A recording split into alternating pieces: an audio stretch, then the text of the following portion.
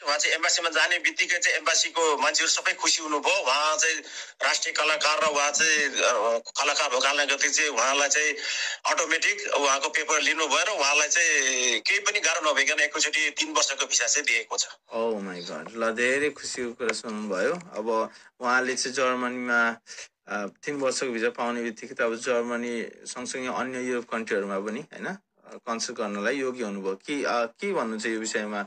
मतलब बाहिर कतिले चाहिँ पायल राई चाहिँ अब जर्मनी आउँदै गर्दा हामी पनि गर्न पाए हुन्थ्यो, हामीले पनि ल्याउनु पाए हुन्थ्यो भन्नेहरूलाई टिकट कति लाग्छ होइन, कस्तो कार्यक्रम हुँदैछ भन्ने कुरा चाहिँ फ्र्याङ्कफर्टमा रहेको तमु समाजको चाहिँ सहसचिव अनिल कुमार गुरुङसँग चाहिँ केही कुराकानी भएको छ। त्यही कुराकानी तपाईँहरू माझ राख्दैछु, सुन्नुहोस् है त। नमस्ते दाजु। नमस्ते भाइ, सन्चै हुनुहुन्छ? सन्चै छु। तपाईँलाई एकदमै स्वागत छ, किनकि तपाईँहरूले चाहिँ नेपालबाट चाहिँ राष्ट्रिय गायक राइज किङले चिन्नु भएको हाम्रो राजेश पायल राई हुनुहुन्छ होइन, हाम्रो राष्ट्रिय गायक, उहाँलाई ल्याउँदै हुनुहुन्छ फ्र्याङ्कफर्ट लोसार पर्वमा। त्यसको बारेमा थोरै जानकारी दिनुहोस् न।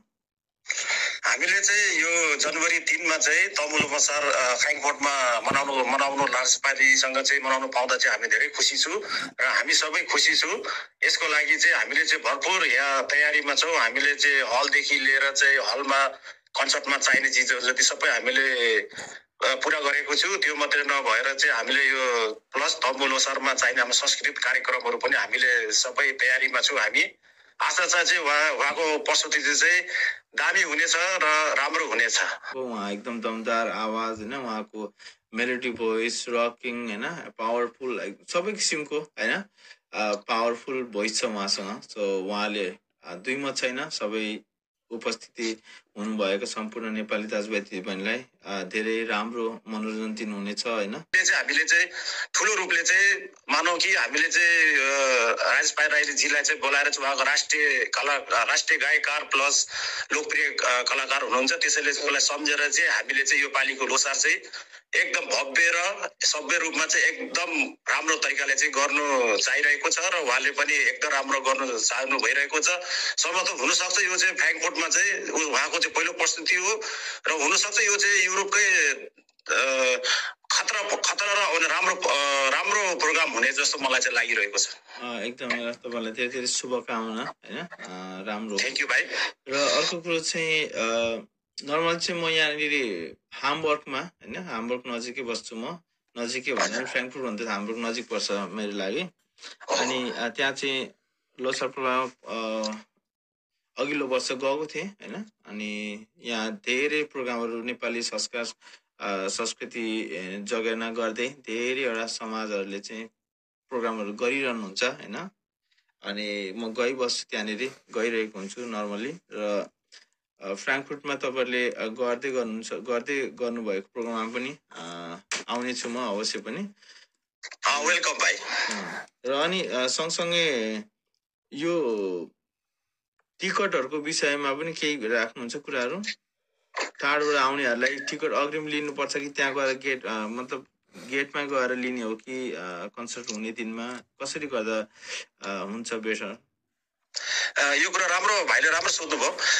सबैभन्दा पहिलो कुरो चाहिँ अब बाहिरबाट राजेश पायल राईजीको चाहिँ फ्यानहरू हुनुहुन्छ, उहाँलाई चाहिँ मन पराउनुहुन्छ, पक्कै पनि धेरै हुनुहुन्छ। त्यसको लागि चाहिँ हामीले चाहिँ सकेसम्म चाहिँ उहाँलाई चाहिँ यहाँ गेटमा आएर टिकट नपाउन सक्छ। त्यही भएर अग्रिम बुकिङको लागि तपाईँले अनलाइन मार्फत पनि किन्न सक्नुहुन्छ। र अर्को कुरो चाहिँ टिकटहरू पहिले बुकिङ गर्नु तपाईँहरूले चाहनुहुन्छ भने तपाईँको वाट्सएप नम्बर म स्क्रिनसटमा राखिदिन सक्छु। तपाईँको वाट्सएपमा तपाईँको म राखिदिन्छु। तपाईँलाई डाइरेक्ट फोन गर्छ नि त त्यहाँ सबैले। र धेरै हुनुहुन्छ तपाईँले भने जस्तै हाम्रो राजेश पायल राईको फ्यानहरू धेरै हुनुहुन्छ नि त जर्मनीभरि। एउटा मैले बिचमा कुरा बोले, हामीले चाहिँ हलमा चाहिँ जुन चाहिँ कन्सर्ट चाहिँ अहिलेसम्म युरोपमा गर्दै आयो त्यस्तै खालको माहौल तपाईँहरूले चाहिँ पाउनुहुन्छ। सांस्कृतिक कार्यक्रम प्लस चाहिँ कन्सर्ट चाहिँ आफ्टर 8 बजेबाट सुरु हुन्छ। त्यसमा चाहिँ तपाईँहरूले भरपुर कन्सर्टकै उहाँको चाहिँ धमाकेदार चाहिँ पुरानो नयाँ गीतहरूको चाहिँ भरपुर आनन्द लिन सक्नुहुनेछ। हामीले चाहिँ स्टेजमा चाहिँ लाइटको चाहिँ भरपुर कन्सर्टमा चाहिने लाइटहरू जति सबै हामीले त्यहाँ जोइन गरेको छु।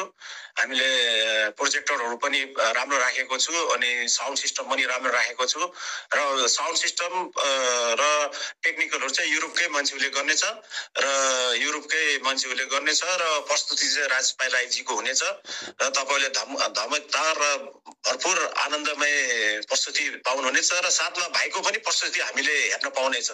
होइन, धन्यवाद तपाईँलाई यो अवसरको लागि। धेरै कलाकारहरूले चाहिँ जर्मनीको भिजा चाहिँ नपाएको अवस्थाहरू छ। यस्तो अवस्थामा हाम्रो राजश्रीको चाहिँ भिजा लागिसकेको हो जर्मनीको? तपाईँले राम्रो प्रश्न सोध्नुभयो। उहाँ चाहिँ एम्बासीमा जाने बित्तिकै मैले चाहिँ सानो जानकारी पाएअनुसार चाहिँ उहाँ चाहिँ एम्बासीमा जाने बित्तिकै चाहिँ एम्बासीको मान्छेहरू सबै खुसी हुनुभयो। उहाँ चाहिँ राष्ट्रिय कलाकार र उहाँ चाहिँ कलाकार भएको कारणले गर्दा चाहिँ उहाँलाई चाहिँ अटोमेटिक उहाँको पेपर लिनुभयो र उहाँलाई चाहिँ केही पनि गाह्रो नभइकन एकैचोटि 3 वर्षको भिसा चाहिँ दिएको छ। ओ माई गॉड, ल धेरै खुसीको कुरा सुन्नुभयो। अब उहाँले चाहिँ जर्मनीमा 3 वर्षको भिजा पाउने बित्तिकै त अब जर्मनी सँगसँगै अन्य युरोप कन्ट्रीहरूमा पनि होइन कन्सल्ट गर्नलाई योग्य हुनुभयो। के भन्नुहुन्छ यो विषयमा? मतलब बाहिर कतिले चाहिँ पायल राई चाहिँ अब जर्मनी आउँदै गर्दा हामी पनि गर्न पाए हुन्थ्यो, हामीले पनि ल्याउनु पाए हुन्थ्यो भन्नेहरूलाई के भन्नुहुन्छ तपाईँले? त्यसमा पनि केही छैन। फ्र्याङ्कफर्टको चाहिँ तपाईँहरूले प्रस्तुति कन्ट्याक्ट गर्नलाई या तपाईँसँग समन्वय गर्न सकिन्छ कि भन्नेहरू पनि हुन्छ होइन? कसरी गर्ने समन्वय या के गर्न सकिन्छ त्यो विषयमा थोरै जानकारी दिनुहुन्छ? त्यो कुरा चाहिँ फ्र्याङ्कफर्टको प्रस्तुति तपाईँले हेर्नुहोस्, उहाँको मनपर्ने अथवा तपाईँहरूलाई चाहनुहुन्छ भने मसँग कन्ट्याक्ट गर्नु सक्नुहुन्छ र हामी तमु समाचार नि गर्नु सक्नुहुन्छ र त्यो सँगसँगै तपाईँहरूले बाहिर प्रोग्रामहरू गर्न चाहनुहुन्छ भने हामी सबैलाई कन्ट्याक्ट गरेर चाहिँ तपाईँहरूले गर्न सक्नुहुन्छ। ओके, धेरै धेरै धन्यवाद। तपाईँको यो महत्त्वपूर्ण समयको लागि धेरै धेरै